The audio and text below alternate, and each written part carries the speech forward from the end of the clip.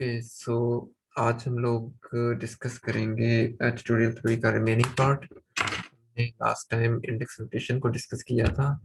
सो आज हम index notation को एक्सटेंड करते हैं लॉरेंट्स ट्रांसफॉर्मेशन तक दोबारा से। So Lorentz transformation in matrix notation.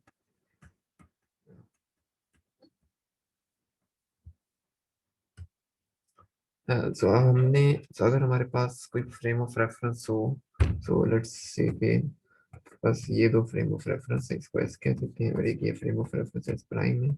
ये फ्रेम राइट की तरफ जा रहा है with velocity v। So basically अब इन पॉजिटिव एक्स डायरेक्शन।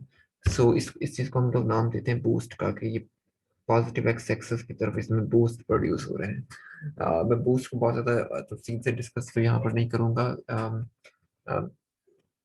क्योंकि अम, हम फील्ड थ्योरी या स्पेशल रिलेटिविटी का कोर्स नहीं पढ़े, तो लेकिन बाहर सो अगर कोई चीज राइट की तरफ जा रही हो तो बेसिकली किसी फ्रेम ऑफ रेफरेंस को मूव करना है, सब उसके अंदर बूस्ट मौजूद है, उसके अंदर कोई लॉस कोई फैक्टर है, कोई चीज ऐसी है जिसकी वजह से वो हरकत कर रहा है पॉजिटिव एक्स की तरफ।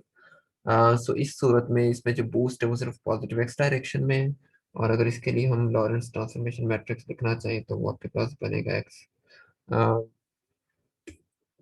X naught prime, X one prime, X two prime, X three prime is equal to, ये जो हम ये भी हमने उसमें भी लिखा था, minus gamma beta, minus gamma beta, beta zero zero zero zero zero zero zero zero one zero zero one.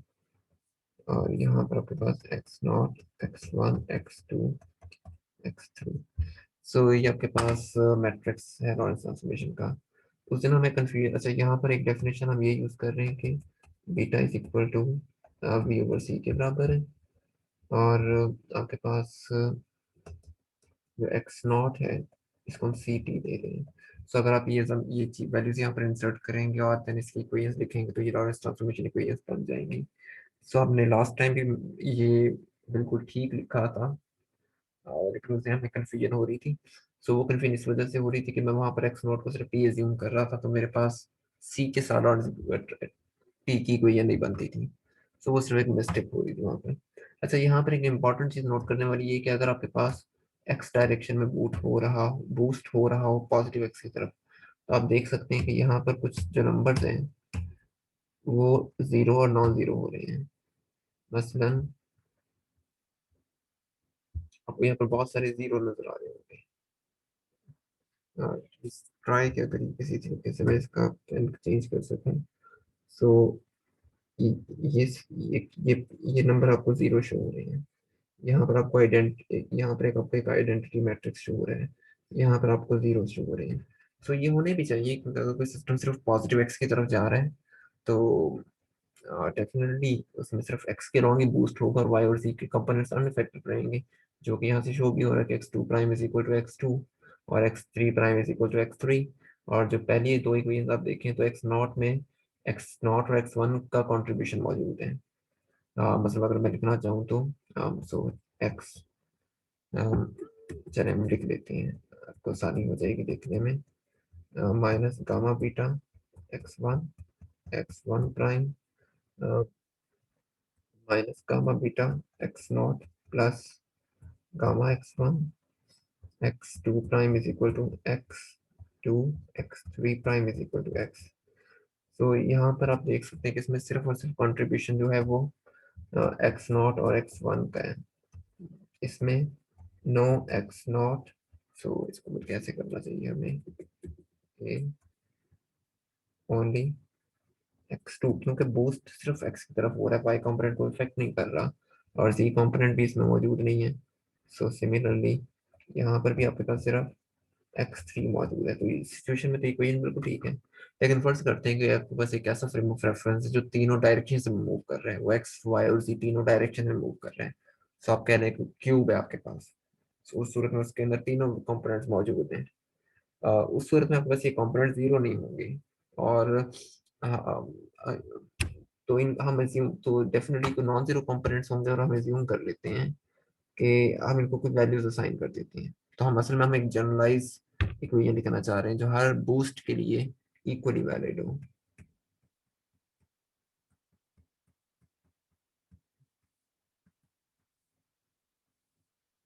और यहाँ पर आपके पास x naught x one x two x. अब आप यहाँ पर गौर से देखिए कि मैं अब इन मैट्रिक्सेस को, इन एलिमेंट्स को नाम दे को रिप्लेस करूंगा लैम्डा से।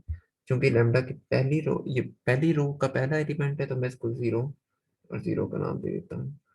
ये पहली रो का दूसरा एलिमेंट है, ये पहली रो का तीसरा एलिमेंट, ये पहली रो का चौथा एलिमेंट है। तो मैंने यहाँ पर कुछ भी नहीं किया, मैंने सिर्फ और सिर्फ इन एलिमेंट्स को लैम्डा से रिप्लेस कर दिया। तो मैं इस गामा को, जो ये वाला गामा है, इसको, इस गामा को मैंने लैम्डा जीरो जीरो कह दिया। सिर्फ नोटेशन है और कुछ भी नहीं है। अभी आपको थोड़ी देर में इस नोटेशन का मतलब आप बिल्कुल क्लियर हो जाएगा। सो इसी तरीके से हम इसको 10 11 12 13 20 21 22 23 30 31 32 33। अब हम इनकी, अगर हम इस यहाँ से इक्वेशंस लिखना चाहें तो हमारे पास क्या इक्वेशंस बनेगी देख लेते हैं। So x naught prime is equal to lambda zero zero x x naught plus lambda one one x one plus lambda, sorry, zero one zero two x two lambda zero three x three. इसी तरीके से one prime के लिए lambda one zero x naught one one x one lambda one two x two one three x three. यहाँ पर भी लिख लेते हैं x two prime lambda two zero x naught lambda two one x one lambda two two x two lambda two three x three x three prime lambda three zero x naught lambda three one x one lambda three two x two lambda three three. अब अगर आपको index notation याद हो तो यहाँ पर इसमें zero zero दो दफा आ रहे हैं, इस टर्म में वन दो दफा आ रहे हैं, यहाँ पर टू दो दफा आ रहे हैं, यहाँ पर थ्री दो दफा आ रहे हैं। इसका मतलब है कि यहाँ पर कोई एक ऐसी इंडेक्स मौजूद है जिसके ऊपर हम सम कर रहे हैं। मैं उस इंडेक्स को न्यू का नाम दे देता हूँ। इसी तरीके से यहाँ पर भी वो इंडेक्स मौजूद है। सो सब मैं कुछ सबको न्यू का नाम दे देते हैं।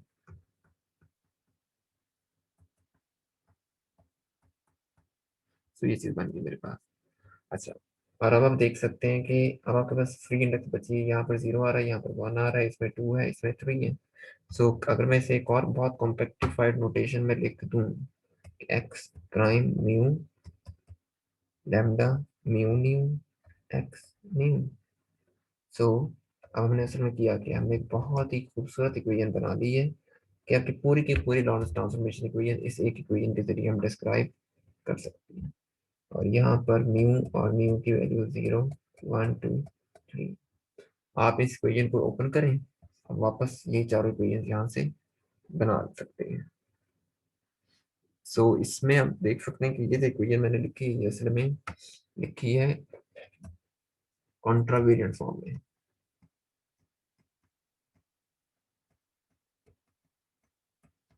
और ये हमें कैसे पता लग रहा है, क्योंकि यहाँ पर आपके पास अपर इंडेक्स आ रही है इस एक्स प्राइम के ऊपर। सो अगर हम इसी को लिखना चाहें कोवेरिएंट फॉर्म में,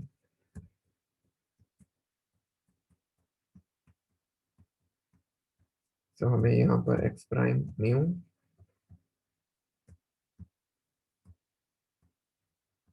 और इसे हमने लेके जाना है एक्स न्यू में। सो यहाँ पर आपके पास म्यू आ जाएगा और यहाँ पर आपके पास न्यू आ जाएगा। इस तरीके से हमने इसे कोवेरिएंट फॉर्म में लिख लिया है।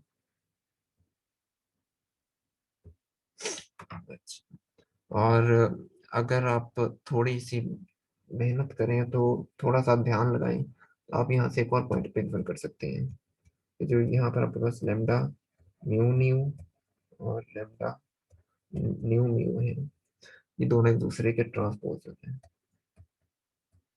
ये आप चेक कर सकते हैं, इनको वैल्यूएट करेंगे, इक्वेशंस बनाएं और आपको फौरन पता लग जाएगा कि एक दूसरे के ट्रांसपोज है। Transpose of each. सो ये एक बहुत इंपॉर्टेंट रिजल्ट है हमारे पास, ये जो हमने दोनों इक्वेशंस लिखी हैं, ये बहुत इंपॉर्टेंट इक्वेशंस हैं। सो हम अब आप देख सकते हैं कि कितने ही लेंथी इक्वेशंस को लॉरेंस ट्रांसफॉर्मेशन को हमने सिर्फ इस एक आधे इंच की इक्वेशन के जरिए डिस्क्राइब कर लिए हैं। So that's the beauty of index notation, that's the beauty of tensor analysis.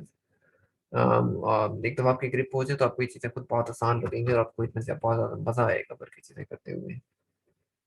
Okay, सो अब हम लॉरेंस ट्रांसफॉर्मेशन से कुछ और चीजें इन्फर करते हैं, कुछ और रिजल्ट्स निकालते हैं और देखते हैं कि हम क्या निकाल सकते हैं।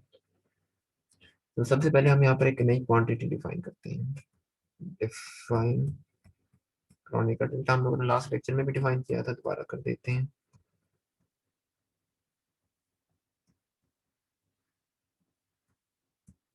Mu new delta mu new, हम इसे जिस तरह मर्जी डिफाइन कर लें उससे फर्क नहीं पड़ता, चाहे कॉन्ट्रा वेरिएंट हो, कोवेरिएंट हो या मिक्स्ड आंसर हो। और तो मुख्तलिफ जगहों पर इस्तेमाल इसको मुख्तलिफ तरीकों से करेंगे, लेकिन इसकी डेफिनेशन पे कोई फर्क नहीं पड़ता। अच्छा, अब हम लॉरेंस ट्रांसफॉर्मेशन को डिफाइन किस तरीके से करेंगे। नाउ लॉरेंस ट्रांसफॉर्मेशन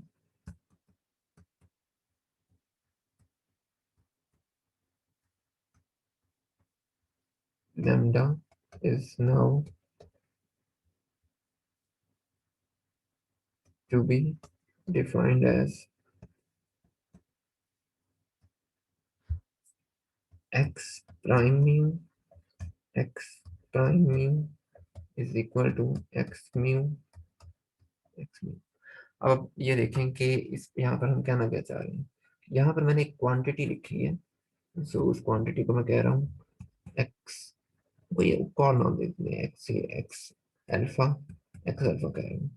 मैं कह रहा हूँ कि ये दो फ्रेम्स हैं आपके पास, एक s और एक s प्राइम। ये क्वांटिटी दोनों फ्रेम के अंदर सेम रहती है। सो अगर ये क्वांटिटी सेम रहती है तो ये मेरे पास एक इनवेरिएंट इंटरवल है, क्योंकि हमने एक साबित किया था कि सिर्फ एक इंटर स्पेस टाइम इंटरवल ये एक ऐसी चीज है जो कि डिफरेंट फ्रेम्स के अंदर इनवेरिएंट रहता है। सो ये हमारे पास स्पेस टाइम इंटरवल की, space time invariance of space time interval की डेफिनेशन है। सो हम इसको चेक कर लेते हैं कि यहाँ से क्या बन रहा है और हम ये भी देख लेते हैं कि क्या ये डेफिनेशन हमारी इंडेक्स नोटेशन में ठीक है या नहीं। फिलहाल तो हमने ये चीज लिखी है कि X prime mu is equal to X mu.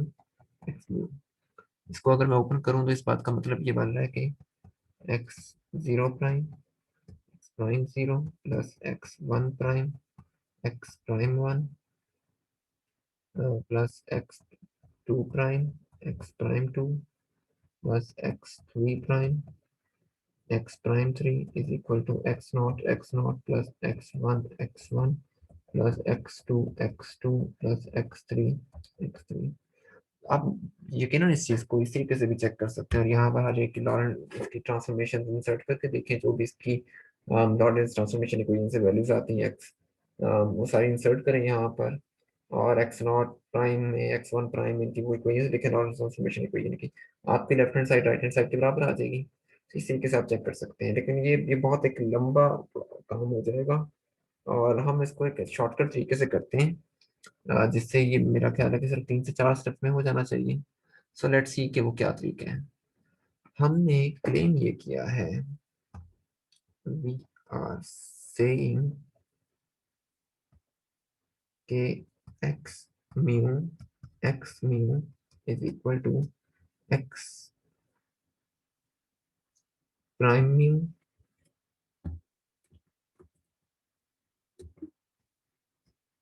X mu prime, ये चीज इसके बराबर है।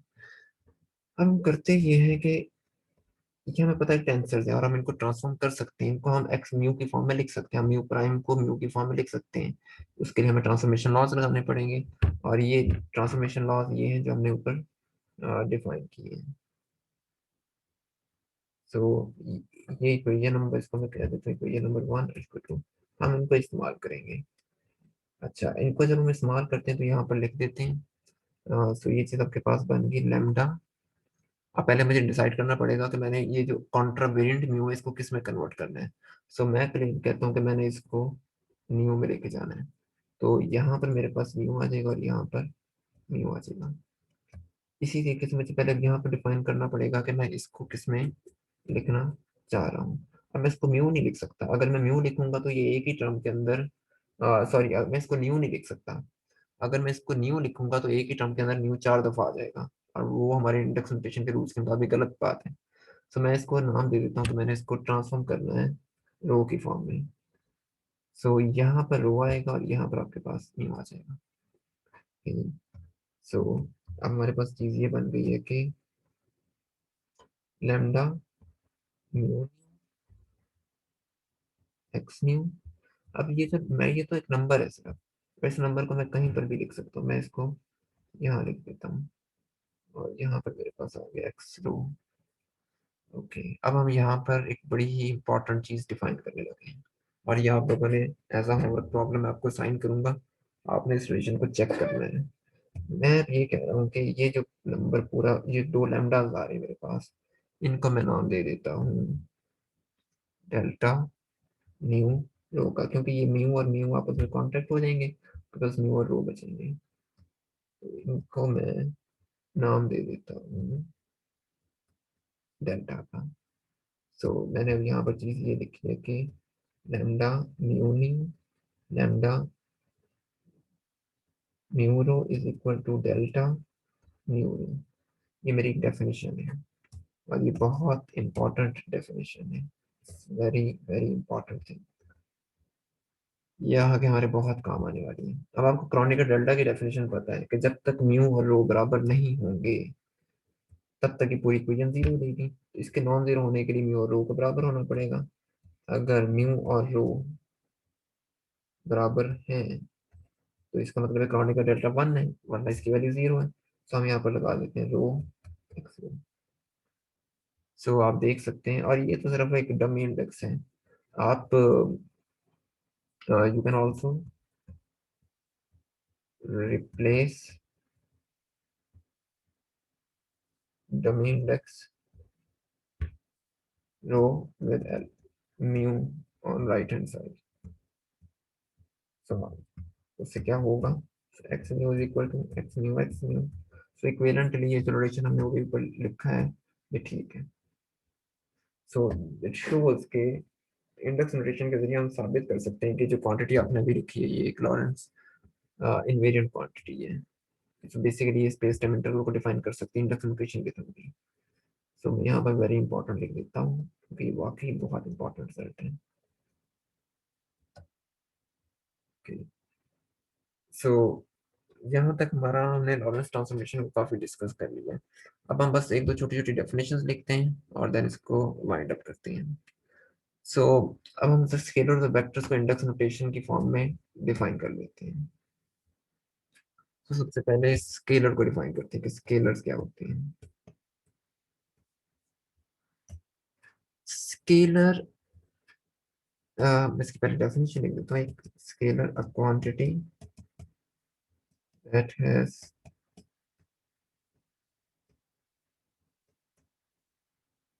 Same value in all inertial frames. यानी कि स्केलर एक ऐसी क्वांटिटी होती है जिसकी वैल्यू तमाम इनर्शियल फ्रेम्स में जीरो रहती है। सॉरी, जीरो कह रहा हूँ, सॉरी। एक ऐसी क्वांटिटी होती है जिसकी वैल्यू तमाम इनर्शियल फ्रेम्स के अंदर सेम रहती है। हमने एक ऐसी क्वांटिटी पढ़ी है स्पेस टाइम इंटरवल। सो बार इसका एक और डेफिनेशन लिखता हूँ कि इसको हम टेंसर भी कहते हैं, टेंसर ऑफ रैंक। इसको आप रैंक कह लें या ऑर्डर कह लें जीरो। सो अभी हमने पढ़ा है कि जो क्वांटिटी तमाम फ्रेम ऑफ रेफरेंसेस में सेम रहती है वो है space time interval. Space time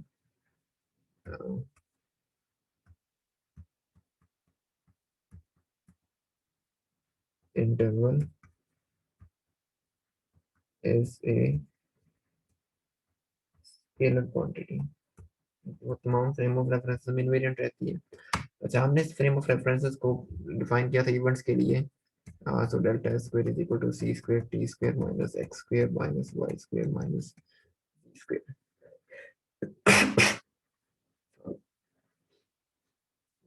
यहाँ पर डेल्टा स्क्वायर भी लगाना भूल गया हूँ।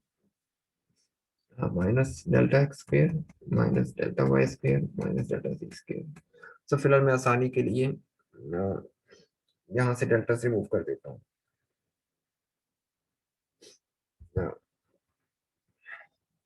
तो इसको मैं कह देता हूँ S square is equal to C square T square minus X square minus Y square minus C square.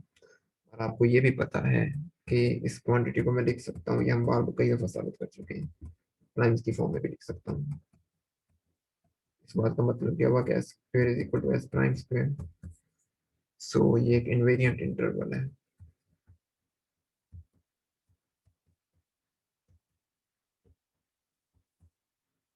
सो अच्छा, चलिए इसको एक और तरीके से भी लिखते हैं, इंडेक्स नोटेशन में भी लिख लेते हैं साथ में। वो हमारे लिए बहुत कन्वीनियंट तरीका है इंटरवल को डिफाइन करने का। वो हम कैसे लिख रहे हैं कि S square is equal to X naught plus X one x two plus X three S square is equal to, इसको मैं लिख सकता हूँ एक्स म्यू और एक्स म्यू। और ये हमने साबित किया है कि ये चीज बराबर होती है x prime mu ex prime. तो ये इंडक्शन नोटेशन में हमने दोबारा से इंटरवल। तो ये एक स्केलर क्वांटिटी है, ये तमाम फ्रेम ऑफ रेफरेंसेस में सेम रहती है।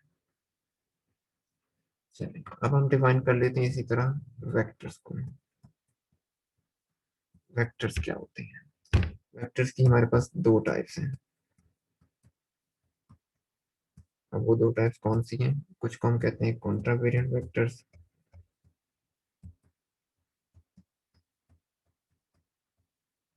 और कुछ को हम कहते हैं कोवेरिएंट वेक्टर्स। कॉन्ट्रावेरिएंट वेक्टर्स कौन से होते हैं? सेट ऑफ बेसिकली ये चार नंबर्स का सेट होगा। ए म्यू इज इक्वल टू, यहाँ पर ए अब कोई पोजीशन वेक्टर नहीं है, ये कोई भी जनरल फोर वेक्टर हो सकता है, A2 A3। और अच्छा, मैं ऐसा करता हूँ, मैं इसकी डेफिनेशन एक प्रॉपर तरीके से लिखता हूँ ताकि आपको मसला ना हो। सो कॉन्ट्रावेरिएंट वेक्टर, मैं यहाँ पर टाइप से कंप्लीट कर दूँ।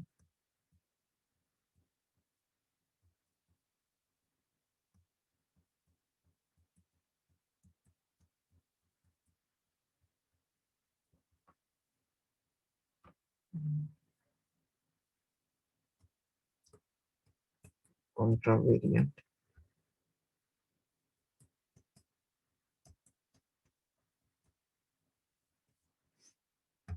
कॉन्ट्रावेरिएंट वेक्टर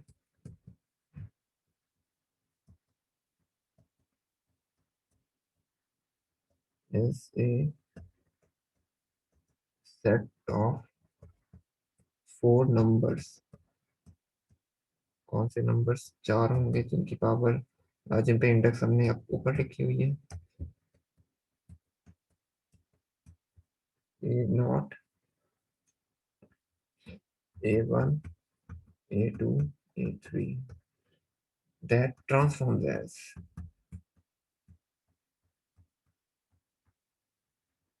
सारी बात है, अगर इसका कोई ना कोई ट्रांसफॉर्मेशन लॉ भी होगा जिसके जरिए हम एक फ्रेम ऑफ रेफरेंस से दूसरे फ्रेम ऑफ रेफरेंस में जा सकें।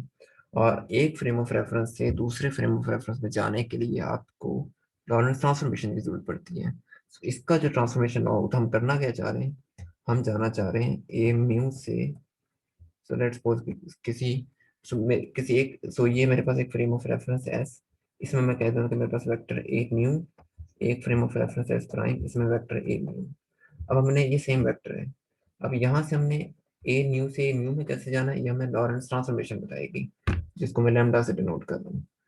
सो हमने ये काम करना है, और ये काम करने के लिए आपको यहाँ पर कोई लॉरेंस ट्रांसफॉर्मेशन मैट्रिक्स लगाना पड़ेगा। सो अगर कोई वेक्टर इस रिलेशन को होल्ड कर रहा है, इस ट्रांसफॉर्मेशन लॉ को ओबे कर रहा है, कोई क्वांटिटी अगर वो इस ट्रांसफॉर्मेशन लॉ को ओबे कर रही है, तो इसका मतलब है कि वो कॉन्ट्रावेरिएंट वेक्टर है. So basically this is the transformation law contravariant vectors or tensors of rank 1. बल्कि कहना चाहिए और contravariant tensors of rank 1. इसकी मिसाल मिसाल भी आप लोगों ने देखी हुई है. कोई भी पोजीशन वेक्टर जिसको मैंने कॉन्ट्रावेरिएंट फॉर्म में लिखा हो, तो जैसे ये, तो ये कॉन्ट्रावेरिएंट वेक्टर है आपके पास. इसी तरीके से हम कोवेरिएंट वेक्टर को भी डिफाइन कर सकते हैं. अब हमें अंदाजा हो रहा है कि कोवेरिएंट वेक्टर के लिए भी किसी ट्रांसफॉर्मेशन लॉ का होना लाजमी होगा. सो लेट्स सी कि वो हम कैसे लिख सकते हैं. So covariant vector, a covenant vector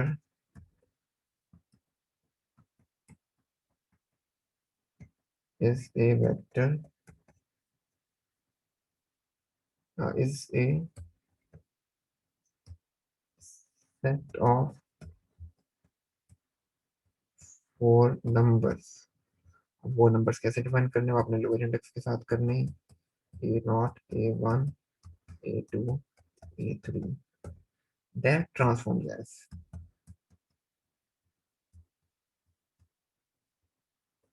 so let's see कि आपके पास करना क्या चाह रहे हैं. आपके पास एक फ्रेम ऑफ रेफरेंस है, ये एस है, ये frame of reference S prime है. यहाँ पर आपने एक नंबर डिफाइन किया a new, sorry A mu. और यहाँ पर आपने इसको, जब आप इसको इस फ्रेम में ऑब्जर्व करते हैं तो आपको ए म्यू नजर आता है. अब आपने ए म्यू से ए म्यू तक जाना, तक हो गया, इन पे लैम्डा चाहिए होगा, ट्रांसफॉर्मेशन करनी होगी. तो इसका जो ट्रांसफॉर्मेशन लॉ होगा वो आपके पास क्या बनेगा. तो इसका ट्रांसफॉर्मेशन लॉ, आप जाना चाह रहे हैं ए म्यू को लेके जाना चाह रहे हैं ए म्यू में. तो ये आपको करना पड़ेगा ए लैम्डा म्यू न्यू. ये थोड़ी सी इंडेक्सेस कंफ्यूज करेंगे शुरू में, लेकिन आहिस्ता आहिस्ता आपको इसकी बहुत अच्छी प्रैक्टिस हो जाएगी. और इसकी मिसाल भी हमें पता है, x prime mu lambda mu nu x nu space again space time four vector. So ये जो मेरे पास इक्वेशन मैंने यहाँ पर लिखी है, तो ये हमके पास है ट्रांसफॉर्मेशन लॉ